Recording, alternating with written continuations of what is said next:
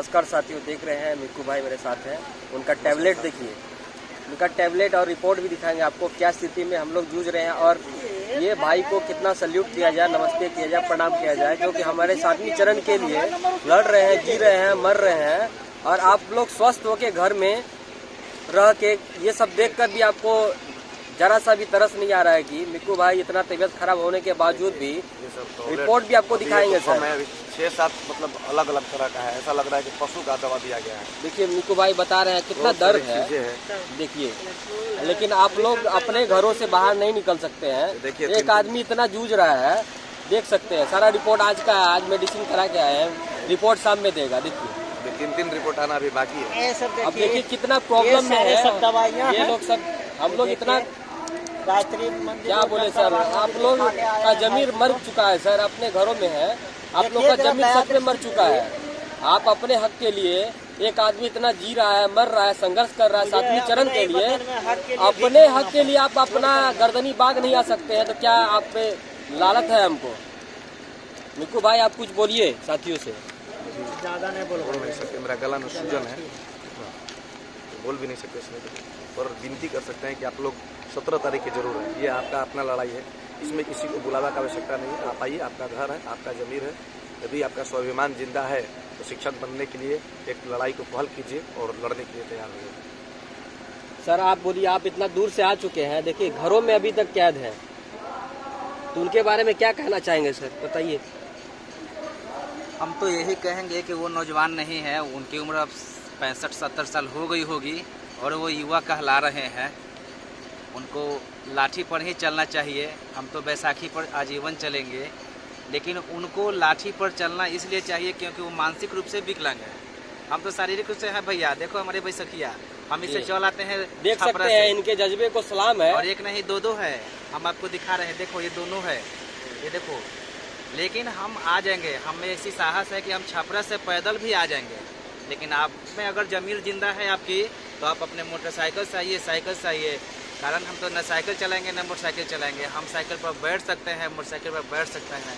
एक मेरा साथी पैदल है, बस हम पैदल आ सकते हैं। लेकिन हमें हिम्मत है, साहस है। यहाँ क्या, पटना क्या, हम दिल्ली तक पैदल जा सकते हैं, कलकत्ता तक जा सकते हैं। हमारे पूर्वज कलकत्ता जाते थे कमाने, हम भी जा सकते हैं पैदल।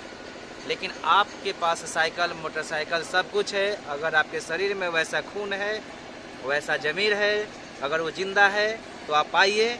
हमारे मिक्कू भाई को देखिए, इलेक्ट्रोल पाउडर है, बहुत सारे टैबलेटें आपको दिखाया गया, ये दवा है, कुछ रिपोर्ट्स हैं। इसके बावजूद हमारे मिक्कू भाई यहाँ पर डटे हुए हैं। किसके लिए?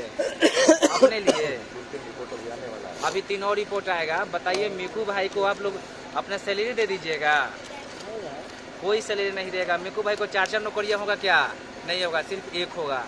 घर में आप सोए हैं, आपको भी एक ही होगा। लेकिन आप लड़िएगा ही नहीं, तो आपको नौकरी का उम्मीद कैसे करेंगे? अगर यह हाल रहा ना, तो भैया 2026 भी दूर नहीं है। अंत में आप सबसे हाथ जोड़ के विनती है कि कल कम से कम आइए भारी संख्या में, और ऐसा यहाँ दमखम दिखाइए, सरकार का तख्ता हिल जाए। और हम कुछ नहीं कहेंगे, हम सारण के धरती से आए हैं। हमें नींद नहीं आता है, रात में सोते हैं तो हमें हमेशा गर्दनी बाके धरती मुझे बुलाती है। हमेशा हमें 7वीं चरण ही याद आता है। आपको विश्वास नहीं होगा, हम जहाँ सोते हैं वहाँ 7वीं चरण का पोस्टर लगा है, जहाँ बैठते हैं वहाँ लगा है, मेरे दरवाजे के सामने लगा है। हमेशा 7वीं चरण हमेशा मैं बोलता हूँ कि 7वीं चरण कब आए, क्योंकि बहुत सारे दोस्त का उम्र अब जाने की कगार पर है। वैसे हमारे बहुत से अभ्यर्थी हैं जो 6 महीना साल भर उनकी उम्र चला जाएगा। वैसे लोगों को बेरोजगार ही मरना होगा। इसलिए हमको अपने लिए नहीं, कम से कम दूसरे के लिए तो आना होगा। आप दूसरे के हित में जिंदा रहिए ना, बहुत सारे दुआएं आपके साथ होगा। ऊपर वाला भी आपको देखेगा, आपका कभी तबीयत खराब नहीं होगा, आप कभी बीपी का पेशेंट नहीं बनेंगे, कभी डायबिटीज आपको नहीं होगा। लेकिन आप आइएगा तब ना। आप धरना स्थल पर आने वाले हैं नहीं, घर में सोए रहेंगे इस तरह से, और नौकरी आ जाओ। नौकरी सपना में सिर्फ आएगी, हकीकत कभी नहीं बनेगा। अगर हकीकत में नौकरी को बुलाना है तो मेरा विनती सुनिए, और आप धरती पर आइए, गर्दनी बाग, और इस पवित्र भूमि पर आइए। ये आपका सोनपुर मेला नहीं है, उससे भी बड़ा मेला है। बहुत हमारे साथी सोनपुर मेला आते हैं, घूम कर जाते हैं। क्यों भाई, वहाँ से तो 20 किलोमीटर है, हम तो दौड़ते चलाएंगे। आप सोचेंगे, आप हंसेंगे कि हम कैसे दौड़ेंगे, हम भी दौड़ते हैं, हम अंदर से दौड़ते हैं। और वो दौड़ता हुआ आपको दिखेगा नहीं, वो अंतरात्मा सिर्फ देखती है। और हम यहाँ आते हैं, जितना खुशी मुझे मिलता है यहाँ, जितना सुकून मिलता है, जितना चैन का नींद मुझे यहाँ मिलता है गर्दनी बाग के धरती पर, शायद आपको कभी नहीं घर पे मिलेगा। आप यहाँ आइएगा और यहाँ आकर लड़ाई लड़िए, अपने हक के लिए लड़िए, अपने पूर्वज के लिए लड़िए, और आपका बेटा पोता याद रखेगा कि हमारे दादा हुआ करते थे एक, जो सरकार से लड़ाई लड़के नौकरी छीन कर लड़े। 7 पुश्त आपका याद रखेगा अगर आप लड़ाई में आते हैं। आप भी अपने जिला में महान बनिएगा, पंचायत में महान बनिएगा। कभी भी ये बैठक होगा, आपको लोग याद करेगा कि फलाने नाम के आदमी थे जिन्होंने सरकार से लड़के नौकरियाँ ली। आप भी गौरव के साथ कहिएगा कि हम लड़के नौकरी लिए। शशि सर कुछ बोलना चाहेंगे? धन्यवाद सर। हाँ सर, बोलिए सर। अभ्यर्थी जो घर पे हैं, देखिए मिक्कू भाई इतना बीमार होकर यहाँ पे लड़ रहे हैं, जी रहे हैं, मर रहे हैं, उनके बारे में जो घर में बैठे हैं उनको बताइए। देखिए सभी अभ्यर्थी को नमस्कार। हम लोग 7वें चरण के विज्ञप्ति के लिए धरना पर हैं, आप लोग घर में हैं, तो कैसे होगा? सरकार से लड़ना पड़ेगा। अपने ही हक और अधिकार के लिए अपने ही वतन में भीख मांगना पड़े, ये मंजूर नहीं है। हम लोगों को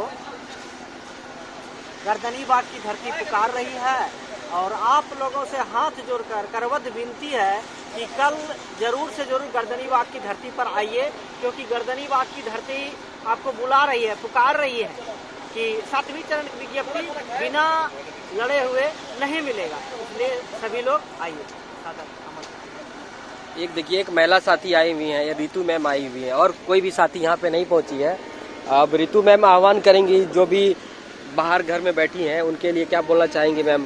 कि गर्दनी बाग में देखिए मिक्कू भाई का तबीयत खराब है, रिपोर्ट कार्ड भी आ चुका है, सामने और 3 रिपोर्ट आना बाकी है।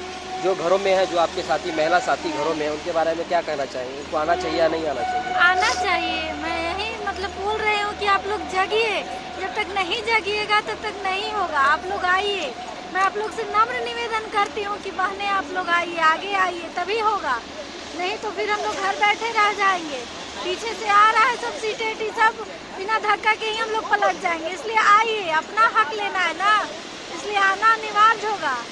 वरना दूसरे के बदले में दूसरा कोई तबीयत खराब कर रहा है, सबको बराबर ना मिलेगा। जब सब काम कर दिया जाएगा तब आप लोग आइएगा, तो फिर क्या आप लोग से एक उम्मीद जगह है कि आप लोग भी आइएगा तो सब काम आगे बढ़ेगा। 10 आदमी ही है, 20 आदमी ही है इस बिहार में, इतना लाखों के संख्या में टीचर हैं, रिजल्ट निकला है, वो सब कहाँ है? जब तक नहीं जगिएगा तब तक नहीं होगा। बैठने के लिए तो पूरा उम्र बाकी है।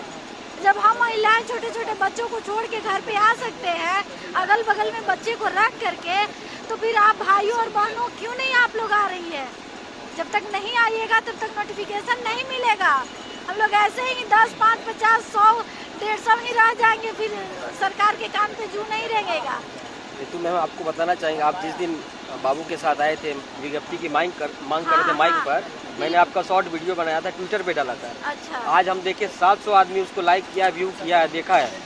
लेकिन 700 आदमी जो देखने वाले हैं उसमें 70 आदमी भी आ जाते तो हम अपने आप को सौभाग्यशाली समझते। बिल्कुल, मैं अपने बच्चे को लेकर के आंदोलन में आ रही हूँ, और जैसे तैसे उसको इधर उधर रख के आ रही हूँ अपने हक के लिए, ताकि कल मेरे बच्चे का भविष्य बन सके। तो आप लोग को भी अपना बच्चे का भविष्य बनाना है ना।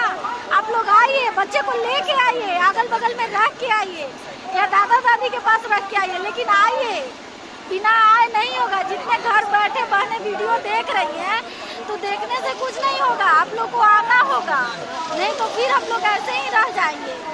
संख्या बढ़ानी होगी तभी विज्ञप्ति आएगी। आप लोग घर से निकलिए, कभी तो निकलना ही है घर से। कल टीचर बन जाइएगा, कल नहीं निकलिएगा क्या घर से? तो आप लोग आइए, अपने हक की लड़ाई लेने आइए। जितना लोग व्यू देखा है, कम से कम उसके 1/3 भी आइए, लेकिन आइए। बस हम आप लोगों से नम्र निवेदन करते हैं कि आप जहाँ भी मेरी आवाज़ सुन रहे हैं, आप लोग आइए। धन्यवाद।